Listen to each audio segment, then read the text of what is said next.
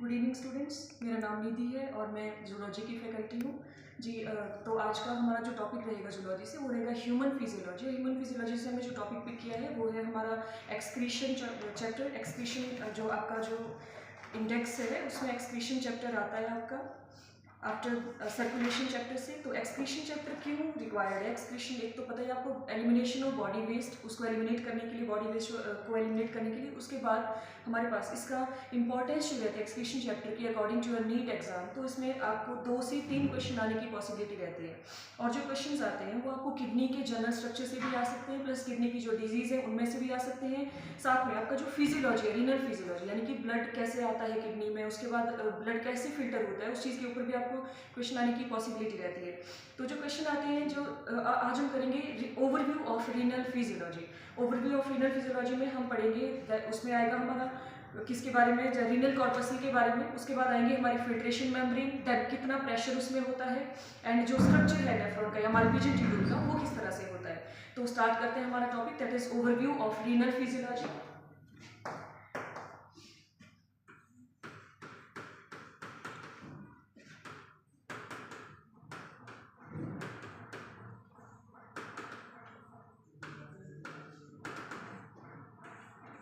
Topic रहेगा overview of renal physiology.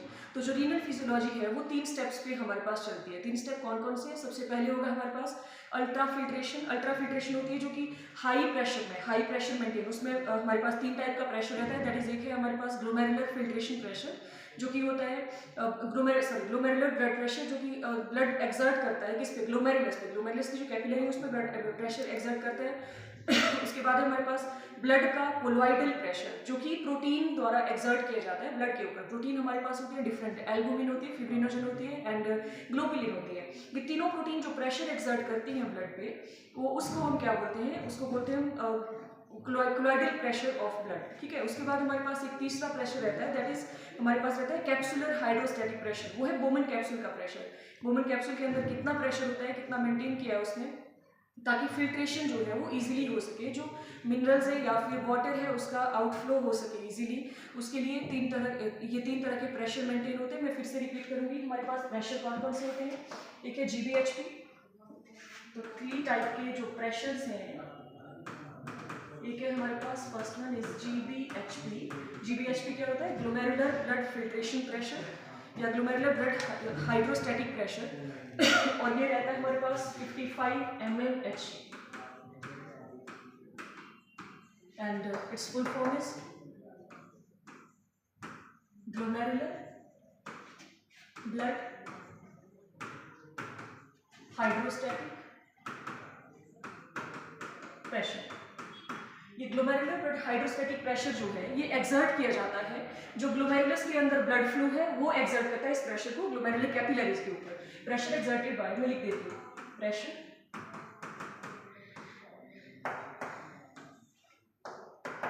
exerted by glomerular blood on capillaries,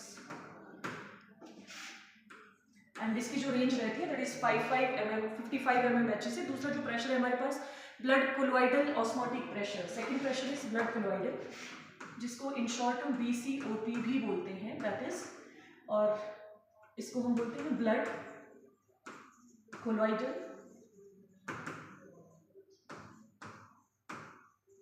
osmotic pressure.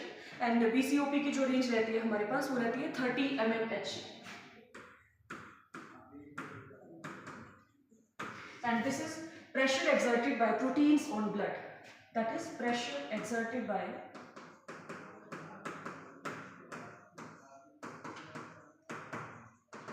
proteins on, mainly कौन सी protein, albumin on blood। Next है हमारे पास our third pressure is CHP, that is capsular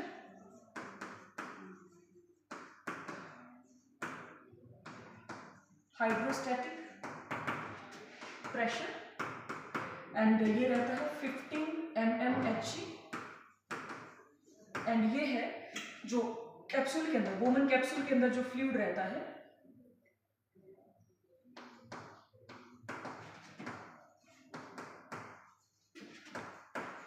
fluid pressure. ये 3 तरह के pressure maintain करने पड़ते हैं अगर हमें ये सारी प्रोसेसेस करनी हो। दैट इज हमारे अल्ट्रा फिल्ट्रेशन रहती है, उसके बाद ट्यूबुलर रीएब्जॉर्प्शन रहती है, ट्यूबुलर सिक्रीशन रहती है। तो ये हमारे पास नेक्स्ट चलेंगे इसके बाद। सो नेक्स्ट हम प्रोसेस स्टेप पढ़ते हैं, कौन कौन से हैं। रीनल फिजियोलॉजी के स्टेप। सो स्टेप्स हमारे पास हैं। First one is ultra filtration, जो हमने अभी पढ़ा कि this takes place under high pressure. तो ये तीनों प्रेशर के अंदर ये अल्ट्रा फिल्ट्रेशन हमारे पास काम करता है और ये होता है बोमन कैप्सूल में। और जो रीनल आर्टरी है या फिर जो हमारे पास ग्लोमेरुलस है, इन दोनों के बीच में अल्ट्रा फिल्ट्रेशन चलती है। अल्ट्रा फिल्ट्रेशन चलती है हाई प्रेशर के अंदर। मैं फिर रिपीट कर रही हूँ, ultra filtration takes place under the high pressure which are 3 type of pressure, that is glomerular blood pressure, उसके बाद हमारे पास BCOP that is blood colloidal pressure रहता है प्रोटीन्स का, एंड उसके बाद हमारे पास रहता है थर्ड दैट इज CHP, वो रहता है हमारे पास क्या बोलते हैं, कैप्सुलर हाइड्रोस्टैटिक प्रेशर। एंड ये जो होता है अल्ट्रा फिल्ट्रेशन के बाद ये चलता है इसके बीच में बोमन कैप्सूल एंड जो ब्लड कैपिलरीज है बोमन कैप्सूल ग्लोमेरुलस की। सेकंड प्रेशर है हमारे पास, सेकंड स्टेप है हमारे पास ट्यूबुलर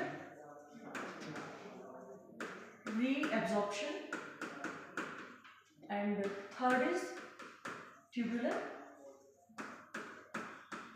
सिक्रीशन।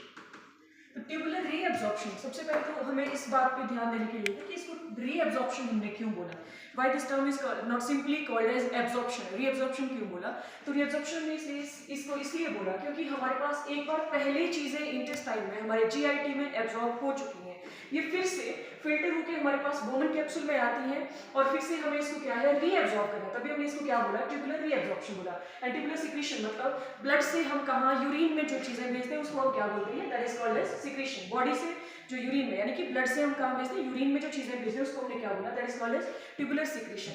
तो हमारे पास 2 चीजें रहती हैं, एक मेन जो रहता है that is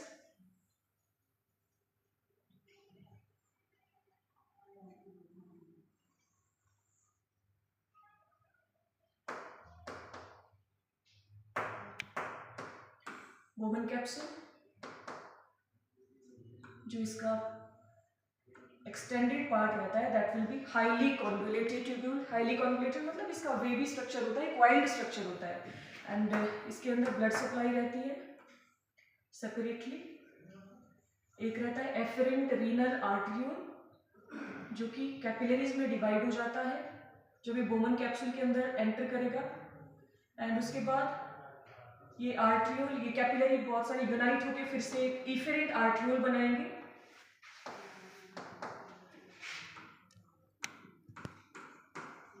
urine, this is renal tubule and this part is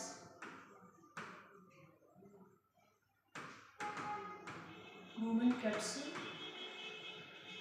and this is peritubular artery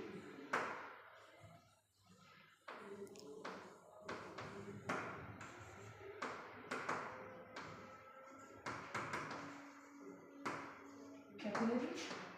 and यहाँ से जो ब्लड किडनी के अंदर आ रहा है, यानी कि नेफ्रॉन के अंदर आ रहा है, उसको हम बोलेंगे एफरेंट आर्टरियोल।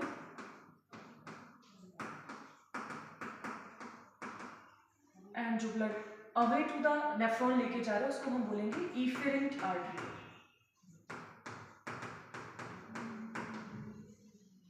इन दोनों के बीच में हमारे पास एक्सचेंज ऑफ मटेरियल होता है।